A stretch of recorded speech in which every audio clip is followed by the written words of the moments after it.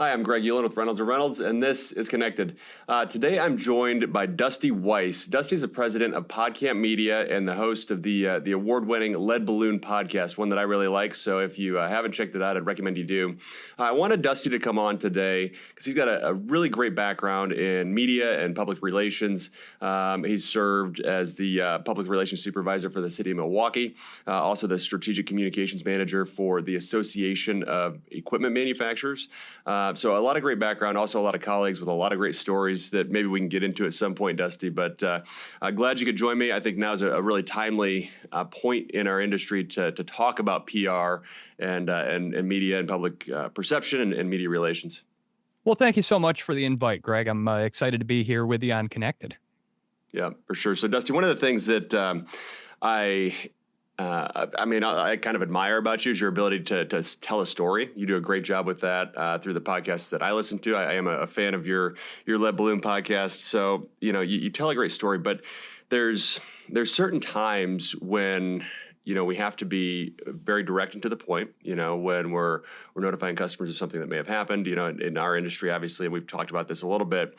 There was a pretty large cyber incident that took down a lot of dealers' operations, mostly certainly from a software perspective, for better part of 2.5 weeks or so. And there's some potential implications here where they're going to need to communicate with their customers, certainly, and report things that happened if they did. So I wanted to get your input, and why I'm really excited to talk to you is, your input on how to handle this. So, when you have, in this instance, a cybersecurity potential breach, and you need to communicate with your customers, hey, your information was exposed, if indeed it was. How do you do that effectively? Because there's so much that goes into it from a trust perspective, both mending, but then also building it up going forward. Well, and you touch on something really important there that I think gets overlooked a whole lot, Greg, and that is the fact that at the end of the day, this is a human problem. We're dealing with human beings at the upper level management of this company that has made a mistake that has resulted in the data breach that has affected all of these dealer customers and then the dealer's customers, these end users who are just looking to buy a car and all of that. And so I think very often when we enter a crisis as an organization, there's this mentality that we need to hunker down like an armadillo, put our armor up, and just go to war against the crisis. And when you do that, you're essentially shutting out all of these other people that are affected. Yes, it's important for you to get your story straight, so to speak, before you go out and start talking to the public on this. But you need to remember that as bad as it is for you as an organization, it's worse, it's more human, it's more frustrating for the people who are really affected by this. And so it's important to remember that human beings are being affected, that your actions need not just serve your constituency as an organization. You need to be serving the needs of your customers, and you need to be serving the needs of government regulators who are going to have a lot of questions about what happened, and that it's important to be consistent and transparent in moving forward with your plan. Now, this story in particular, there's a lot that we don't know about it yet, in spite of the fact that it happened almost 3 weeks ago now is when the breach happened. We don't know yet whether end users' personal information was exposed. That is still being sussed out internally. And so maybe they don't have as much to communicate as they'd like to here, but very shortly, in fact, probably a week or two ago, they really need to be focusing on the people who were impacted, on providing them with a central source of information, on being transparent, and demonstrating that accountability as well, as far as saying, hey, we messed up. We're really sorry. We know that this is a major inconvenience for you. It's causing pain. It's causing suffering at your level. Here's what we're going to do to make sure that it never happens again. Yeah, yeah. And so if I'm a dealer, right? I'm a dealer who was impacted, and I have responsibilities here for my customers, right? Because those consumers have given me their personal information, right, in the process of buying a car, or even just submitting a lead to talk about buying a car or servicing a vehicle. There's so much information that is taken in and housed. If I'm a dealer who has collected this information, I'm charged with, on some level, protecting it, right? And certainly, in the mind of my customer, I'm responsible for protecting it. So, how do I then communicate with my customer? So I'm the dealership, and I'm talking to a consumer, somebody that I've sold a car to or have serviced their vehicle. How do I either rebuild that trust or build on the trust that I've already had if maybe I wasn't one that was impacted? So those are probably two different questions. So maybe start with, if I was down and a customer of mine's information was exposed, how do I communicate to them effectively to let them know, what's happened, and really to start rebuilding that trust? Yeah, yeah. Well, and it sucks right now, if I can be blunt about it. It sucks Sure. to be a dealer right now because through no fault of your own, your customers' data may or may not have been breached here. And they're essentially the middleman. They're not at fault, but they are also the face that their customers are going to associate with this data breach. Your customers don't know who CDK is at the end of the day. They don't care. They know where they go to buy a car. And particularly when you're talking about dealers, very often we're talking about multi-generational relationships where families have been going to some of these car dealerships for decades to get their needs met. And so this can feel like a really personal breach through something that was no fault of your own. And so dealers right now already need to be in touch with their constituents. You need to be in their inbox, maybe on the phone with them, certainly speaking to them if they walk in your front door with questions about it. And the key to the messaging here is a thing happened. We're not sure what happened yet. This is something, again, you don't want to deflect blame, but you want to place it squarely where it belongs. This is something that happened to a third-party service provider that we use to run our business. And out of an abundance of transparency, we just need you to be aware of that right now. This is what it means for you. This is what we know it means for you. This is what it could mean for you. This is where you can go for more information. This is what we are doing right now to help. This is what we're doing to remedy this situation.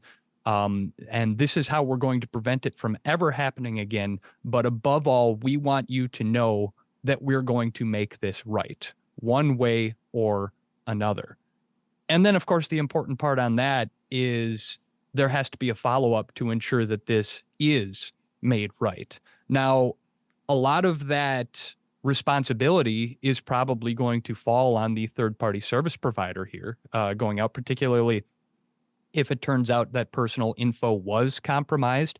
Sure. The onus is going to be on CDK. And in fact, CDK has already stepped up and said that they are going to take care of the reporting if and when it is discovered that personal information was compromised. They are going to report that to the SEC and any other government regulators who need to do that.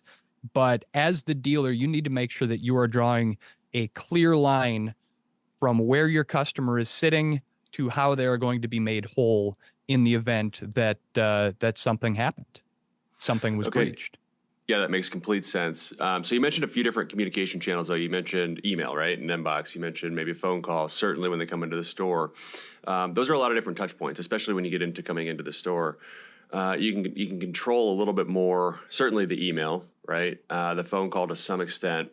But when you think about all these different touch points, what's the most effective way to handle that message, right? Who's responsible for the message first and foremost? And then how do you ensure or get close to ensuring that it's delivered consistently? Because I think about, in an email, you can kind of write it out, you can send it out, you know what message was delivered. In a phone call, you can have a script, or if it's an outbound phone call, maybe you have 1, 2, 5, 10 people making those calls. You can train them up and handle the questions.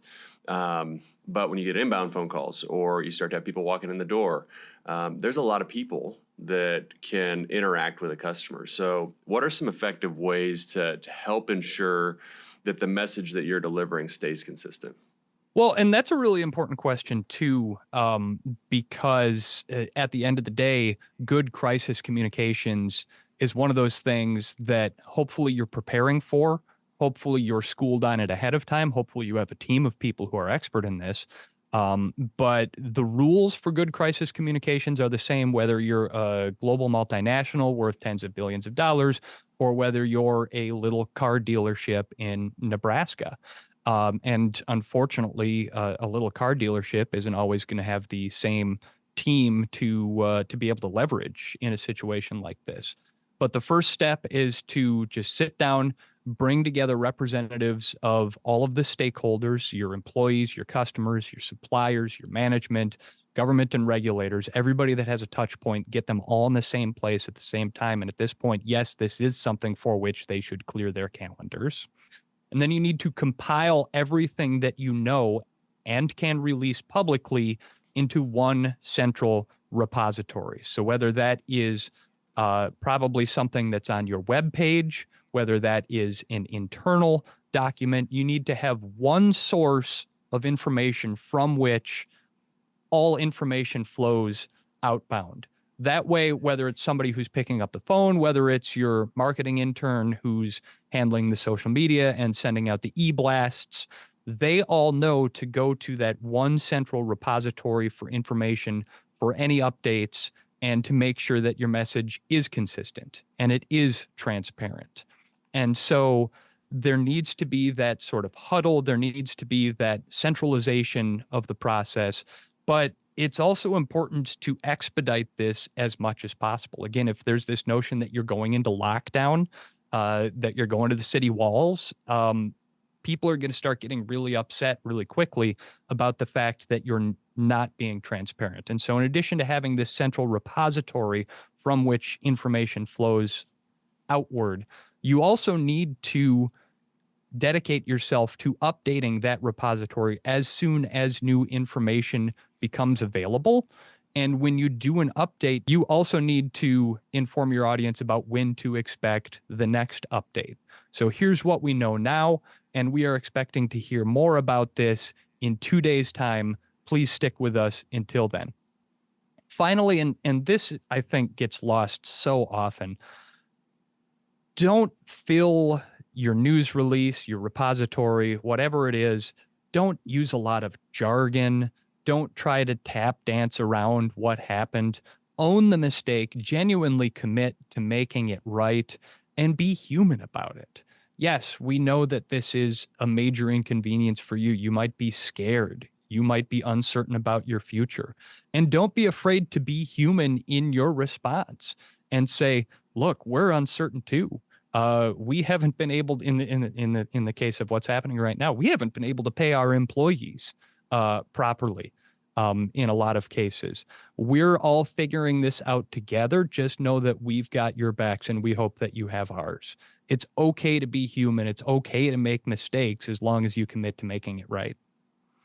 Yeah, no, that makes sense. So one follow-up question there, when you're talking about updates and you're talking about having this repository, in our world, in this dealership world, there's so many hats that most people wear, right? So you're running a store, you're selling cars, you're servicing vehicles, you're, cleaning up the mess that somebody just made on the floor. There's so many hats that you wear.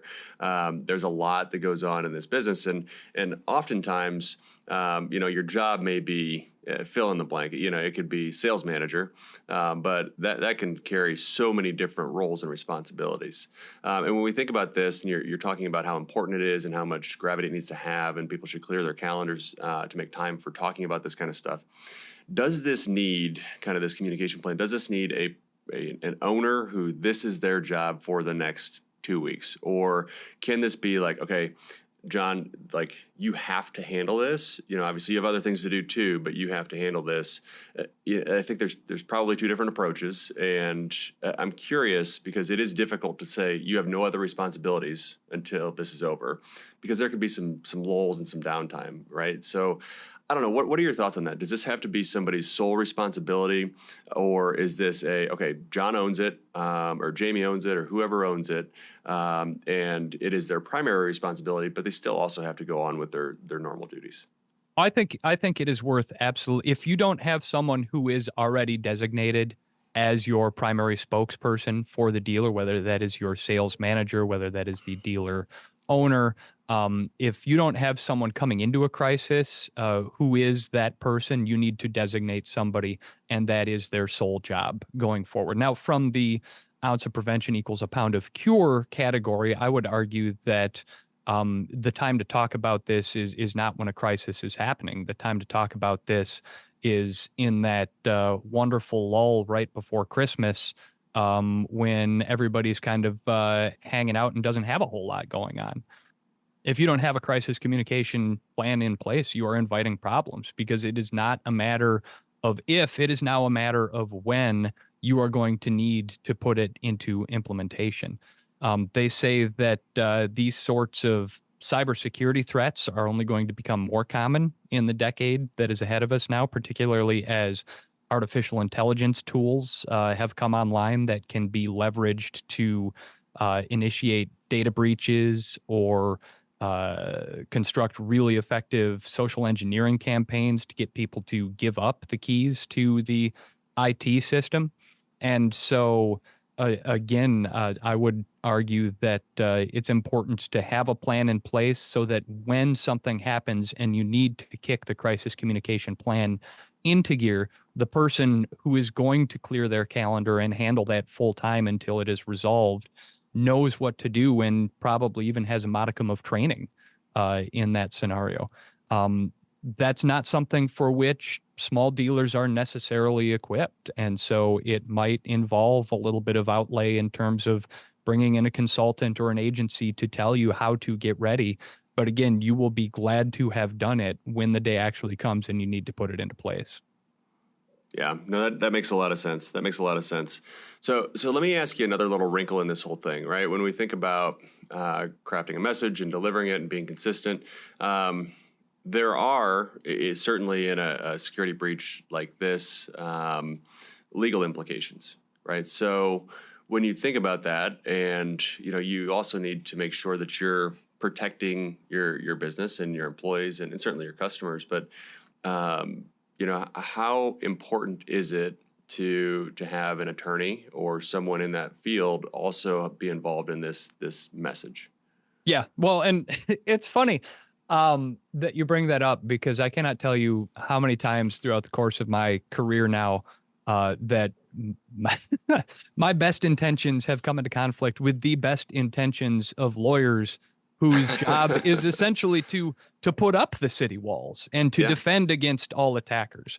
And when you, as a public relations or crisis communicator, are saying, hey, we need to be transparent, and the lawyers are saying, we can't let anybody know what's going on inside here because that creates a risk of lawsuit, you very often find yourselves in direct conflict with one another. So when I talk about having that crisis communications brain trust, that central repository of information, certainly one of the people who needs to be represented in that crisis communications plan is the attorney, because you do need somebody who is looking at it from a liability perspective. Ideally, that is also a person who understands the importance of transparency and public relations and managing that relationship with your customer. And I've always said that I've had very good relationships in the past working with certain attorneys, because they understand that we are in a perpetual tug of war, and they embrace that there's going to be a give and a take between transparency and public relations and between managing liability from a legal standpoint. But certainly, to your point, yes, absolutely. You need to have legal in the room, vetting what you say, making sure that you are not exposing yourself to further liability, just as long as they understand that there needs to be an indication given of accountability and transparency and understanding and even humanity. Not that lawyers aren't human. I'm not saying that. Don't put words in my mouth, Greg. No, it's good. It's a good dialogue to have, because I think it is important to make sure that you have those. You mentioned constituents and everybody that's needs to have a voice, and that's certainly one of them. So that's a good reminder that it's a balancing act, and making sure that everybody is in the room to solve the same problem, to achieve the same goal, and to work together to get to the best place possible. So if you can do that, it's very valuable to have all the perspectives. Well, and to that point too, particularly when we're talking about larger organizations, maybe this isn't as applicable in a dealer setting, but to make sure that public relations is on an equal footing with legal from an organizational context. I speak very often about the need to have public relations or external communications or crisis communications, whatever you want to call it, that needs to be represented in the C-suite of larger organizations. I think that you can look at an organization like Tesla, as a for instance, right now, to see the perils of taking away too much authority from public relations. But particularly in this case, having public relations in the C-suite, in the room where the major decisions are being made, I think positions you to have someone in the C-suite who is looking for potential crises, identifying them ahead of time, and then ensuring that organizationally we are prepared for those, whether that be a cyber attack, whether that be any sort of other reputational risk. To have someone whose sole goal is to identify threats to the reputation of the organization, anticipate them, and prepare for them ahead of time positions the organization for success on the long term then. I mean, all of this could have been avoided if someone had raised their hand and said, hey, we're a digital service provider. What do we ever do if we lose the ability to provide those services digitally? Like, do we have a backup plan for this? Do we have data kept somewhere safe, air-gapped, backed up regularly, so that if our system is compromised, we can just flash the entire thing and start fresh in an hour? It's very often public relations is the first one on the block when budgets are cut. Very often IT is the first one on the block when budgets are cut, because when things are going well, people look at PR and IT and they say, well, what do you even do here? And when things are going poorly, people look at PR and IT and say, well, what do you even do here? It's just sort of one of those things where you need to allocate the resources. Otherwise, you can see how bad it can get. Yeah, that's fair. That's fair. No, it's a good point about having, representation and making sure to be prepared. One of my favorite lead balloon episodes that you did was the epitome of being prepared. And I forget the title of it, but it was basically about the speech that was never given in case Apollo 11 crashed. The greatest speech never given. Yes, absolutely. Yeah, and you did a great job telling that story, but it was just such a great example of preparedness. And, sometimes the best work doesn't see the light of day, but you need to be prepared in case it's needed. To build on that a little bit, the story took place during the Nixon administration, and it was for the Apollo 11 moon landing.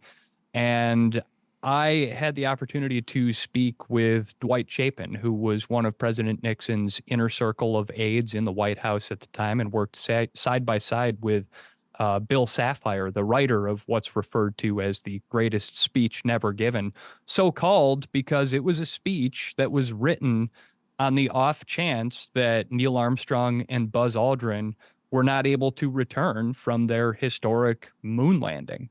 As they were planning for this historic, momentous occasion in the history of humankind, they sat down ahead of time and charted out all the possibilities, all the potential things that could go wrong, and they had a plan in place for every single one of them, including this incredible, flowery, poetic speech that Nixon would have given to the nation and the world in the event that Neil Armstrong and Buzz Aldrin were stranded on the moon. And I was so incredibly floored talking to Dwight about the process that went into and the hours and days hunkered down in a committee room, just talking through all of the things that could go wrong and how they would respond to each and every one of them. Again, it's a great example of how to do crisis communications right, and that is to have a plan for every eventuality. Yeah. Yeah, no, it's a great story. Great story. So I want to shift gears a little bit and think about, so there's a lot of dealers in the U.S. There's about 17,000 franchise dealers in the U.S. And a segment of them obviously went through this issue over the last few weeks, but another segment didn't, right? But the event basically had a lot of national publicity, right? It was on major broadcast networks. The story was covered all over the place. So a lot of people, a lot of consumers heard about this. Man, dealers, there was a breach and dealerships were down. And so there could potentially be a lot of questions, even if I'm a dealership that wasn't impacted, right? So how do I leverage, maybe leverage is too strong of a word, but what can I do to, I guess, help ensure that my customers rest assured that they weren't impacted, first of all, and then potentially build on the trust that I've already established to make them feel even closer connected to me? Is there an opportunity here for those dealers to communicate or start communicating in a way that creates a deeper relationship with their customers? I think it's certainly a fine line to walk. You certainly don't want to be in a position of being like, haha, we didn't have a data breach and they did. So absolutely.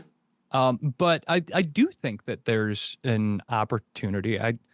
I'm frankly stunned still that we spend so little time talking about cybersecurity. Just the other week, my wife and I are going through the process of applying for home loans right now as we look to get a bigger house in the wake of the fact that we've added 3 small children to our family. Congratulations! Thank you. It's a Wait, party. 3, was it 3 all at the same time? Did you have triplets, or was that over? No. Okay, all right. It was 3 over the course of 5.5 years, so it kind of feels like triplets. It was all the same time. But we need a bigger house, and so we're going through the process of applying for home loans, and I'm sure you've been through that process and know how incredibly invasive it can be. I don't have as tight a relationship with my proctologist as I do with my bank now. But we were working through this, going through our finances and collecting all the assets that we need. And at one point, I needed my wife's username and password to log into one of her accounts. And I just texted her, and she immediately, without question, just texted me back. And I immediately jumped on the phone and said, "Hon, that was a huge security breach. What you just, I know, like, it was convenient for me, but also somebody could spoof my number very easily, and they would now have access to all of that financial account that you just did me. So thank you, but also shame on you." She's like, "What do you want me to do? I'm at work, I'm busy." But that's just it. So many of these data breaches happen not because of a technology problem, but because of a people problem, because people are busy, people want things to be fast and convenient, and above all, we just want things to work, and we don't assume that someone is always out to get us, because that feels bad. Right. But that needs to be the conversation that we're having right now, is someone is always out to get you. I'm a small business owner. My small company is bringing in reliably 6 figures of income, 6 figures of revenue in a given year. And I feel good about that, but I've got a handful of employees, and I brought a new one on recently. And a day after she put something up on LinkedIn about coming to work for us, she had a phishing attack where someone was in her email pretending to be me, the president of the company, saying, "I need you to run out and buy a bunch of Amazon gift cards for a charity giveaway that we're doing."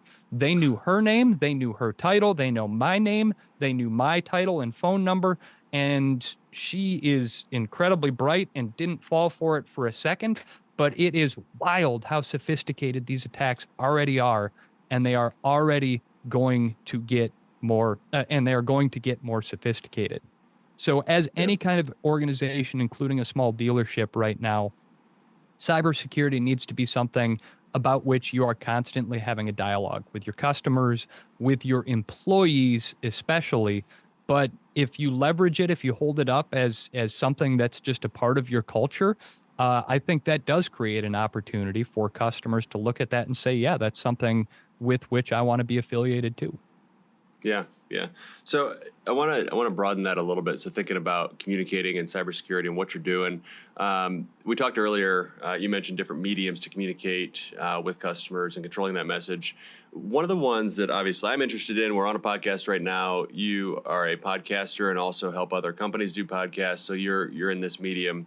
I wonder if there's an opportunity for dealers even to leverage this as a medium to have that ongoing dialogue with customers, whether it's one person sitting and talking, whether it's a two-person dialogue, whether it's a quote-unquote interview style podcast. But do you think there's an opportunity to leverage this medium beyond just an email or a phone call or in person?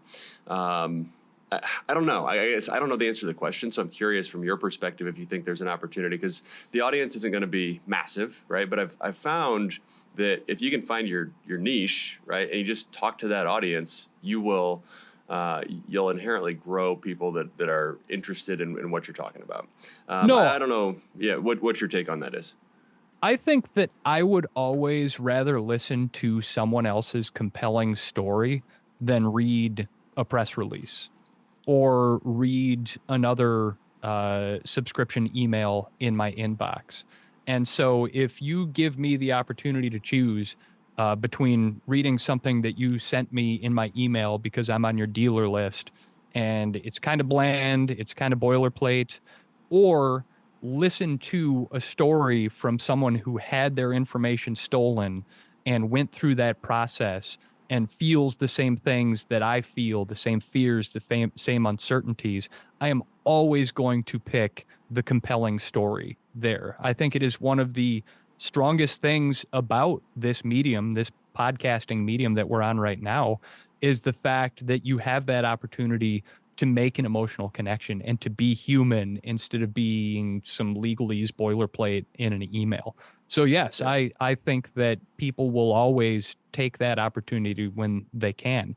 And it's not going to be an audience of millions and millions of people, but if you can make a personal one-to-one emotional connection with a few hundred people, that is going to keep people coming back. That is how you build those intergenerational customer relationships that go on for decades, is by showing your human side and not that corporate boilerplatey side.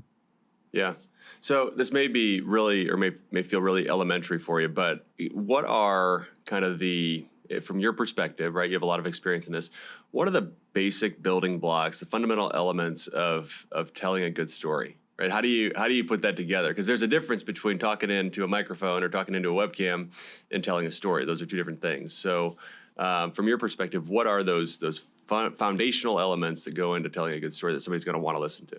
Well, Greg, now you're taking me back to undergrad film school here, back when I thought I wanted to make movies for a living. But again, it's a set of strategies and tactics that can be leveraged by anybody to tell any story. And of course, a good story, what does it have? It has characters, it has plot development, it has a beginning, a middle, and an end, and it has stakes. It has something that makes you care about what's going on there. And so, again, I feel like in the current environment, we're so reticent to be ourselves, to show our human side, for fear that somebody is not going to like what we have to share, that if you're able to cut against the grain and just inject a little bit of personality or a little bit of humanity into your corporate identity, it can go so far for you. And so that's right there. That's character. When you have characters on your team within guardrails, of course, but if you can allow them to be characters in a public facing venue, it is going to pay dividends. It is going to create in your audience that personal one-to-one connection. And no, not everybody is going to like it, but the people who do like it are really going to like it. So what's the risk of people not liking it? Is the risk you lose potential customers, or is the risk they just don't pay attention? I mean, like, or somewhere in between, I guess. What's the risk? So if somebody doesn't like it, doesn't like the character, doesn't like the message, whatever it is, I guess what risk are you kind of facing? I don't frame it as a risk. I frame it as an opportunity. I mean, look at the fellas from. Sorry, this is on my mind because I was just listening to a podcast that you did. But look at the fellas from Duck Dynasty, right? Not everybody likes Duck Dynasty. They don't care if there are people that don't like them because there are more people who do.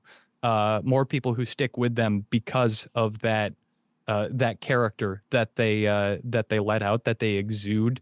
And I think that if there is a risk of turning people off, it is outweighed by the brand loyalty that you foster in the people that get enthusiastic about the personality that you put out into the world. Yeah. So how many characters do you think you should have? And I asked this because you do, you help a lot of companies with podcasts, and I don't know the numbers. I don't know the size that you usually work with, or, the variance in size. But I think about a dealership, right? And let's say it's a car dealership with 5 locations. So, they have, call it 300 employees total. They have obviously a general manager running each location. They're going to have, some level of structure, org structure. They'll have marketing folks. They may have a marketing person over all the stores, or maybe one at each location, or both. Sales folks, obviously, across the board. So they have a lot of pieces to the puzzle. But if a group like that, so 5 stores, and they wanted to put out or put something together, whether it's a podcast or whether we've seen a lot of dealers doing even things on TikTok where they get a big following there, and it's a character development almost, but they create this kind of theme throughout and this identity. Should it be one person? Should it be 2? Should it be 10? What does that look like in your experience? What's the best, or is there a magic number? I don't know if there's a magic number. I think that this is one of those things that the minute that you try to force it into a box is the minute that the strategy fails. And so I think that it's important to approach it strategically and grow it organically, if that isn't the most jargony thing that you've heard all week. But let's put that into practice for a second. When I worked in the newsroom at WIOD Radio in Miami, Florida, many, many years ago, another lifetime ago, we were sitting around in the newsroom one day, and our program director, Ken Charles, walked in, and he was carrying this cardboard cutout of like a middle-aged white dude in chinos and like a checked button-down shirt. Like it was like a cardboard cutout like you'd see of like Superman or Batman or something like that, but it was just a regular guy. And we all looked at him and we're like, what the hell are you doing, Ken? And he's like, this is Phil. Phil is our listener. Phil is 43 years old. He lives in Davie. He drives a BMW that he leases, but he tells people that he owns. He takes bald guy meds and ED treatments. He has a divorced wife, 2 kids, and a dog that he doesn't really like. And Phil is our listener.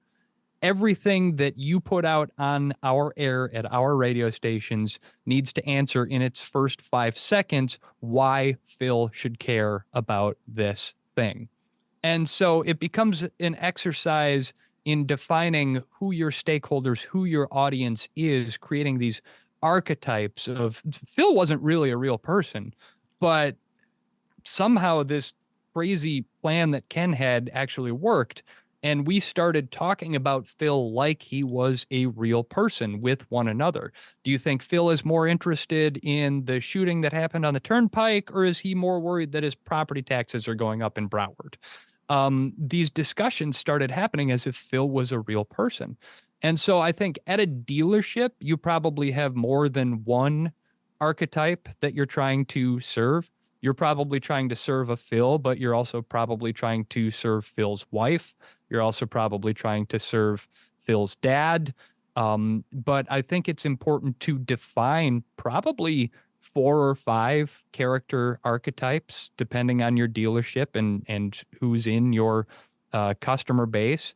And then essentially try to find an avatar for each of those archetypes, someone on staff who is representative, who knows that constituency, who can speak to them in their own language and allow them to build the personality of the brand there. I think that when you've got people who can think in the mind of your customers and speak to them in their own language, it allows you to be inside your customer's head and build a marketing and communications approach that speaks directly to them. No, it's very good insight. So, Dusty, we went kind of all over the board here. We went from, crisis communications to avatars and trying to figure out who you're talking to. But I really appreciate your time. It's been a fun conversation. What haven't we talked about that we should? Anything else top of mind for you that you want to touch on before we jump out of here? I would just bring us again to this notion that cybersecurity is something that we should be talking about all the time, but we also need to understand that we ain't seen anything yet. You mentioned earlier the Lead Balloon podcast that I did, and we did an episode not too long ago where we talked to these people who were experts in the subject of deep fakes and the way that artificial intelligence technology can be used to create the voice of someone else, or even voice and video of someone else appearing to say and do things that they never said and did. And I know that a few years ago, my own grandfather was a target of an attempted scam where somebody called him at 2:00 in the morning and pretended to be me in jail, asking for bail money if he could just wire that to them. And this was in the days before this deep fake technology was available. My grandfather sniffed it out and called it for what it is and said a few choice words and hung up on the scammers.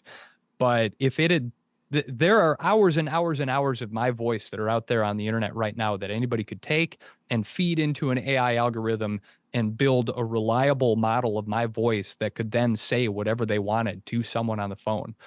So people just need to know that in the next couple of years, cybersecurity is going to change all over again. And it's not going to be enough to see or hear what someone is saying to you. You need to have a system in place to verify before you hand over personal information to them. No, it's a very, very good one to keep an eye on and keep top of mind. And that's a really good, tangible example too. So I appreciate you sharing that.